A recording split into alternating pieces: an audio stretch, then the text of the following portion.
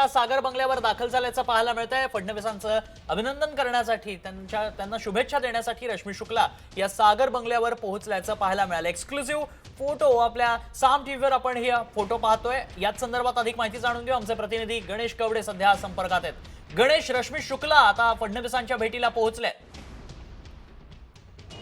विद्यमान आमदार माजी मंत्री बबनराव लोणीकर नक्कीच रश्मी शुक्ला आहे त्या सागर बंगल्यावर देवेंद्र फडणवीस यांच्या भेटीसाठी दाखल झालेले आहे। जेणेकरून आपण बघू शकतो की निवडणुकीच्या काळामध्ये आहे ते रश्मी शुक्ला यांच्यावर वेगवेगळ्या पद्धतीचे आरोप करण्यात आले होते आणि त्यानंतर निवडणूक आयोगाच्या वतीने आहे ते रश्मी शुक्ला यांना पदावरून हकलपट्टी काढण्यात आलं होतं आणि त्यानंतरून वर्मा यांची वर्णी आहे पोलीस महासंचालक पदावर लावण्यात आली होती आणि आता पुन्हा एकदा रश्मी शुक्ला आहे ते सागर बंगल्यावर दाखल झालेल्या पाहायला मिळतात। त्यामुळे अभिनंदन, त्याचबरोबर पुढच्या महासंचालक कोण पुन्हा बदलत आहेत का हे देखील पाहणं आता गरजेचं आहे। धन्यवाद गणेश, आपण दिलेल्या सगळ्या सविस्तर माहितीसाठी।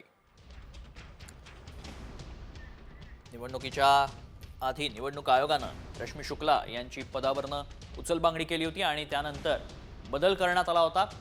वर्मा यांची वर्णी त्या पदावर लागली होती आणि त्यानंतर आता पुन्हा एकदा सातत्यानं जे महाविकास आघाडीकडनं आरोप करण्यात आले त्यानंतर पुन्हा एकदा रश्मी शुक्ला यांची नियुक्ती होते का हे पाहणं महत्त्वाचं असणार आहे।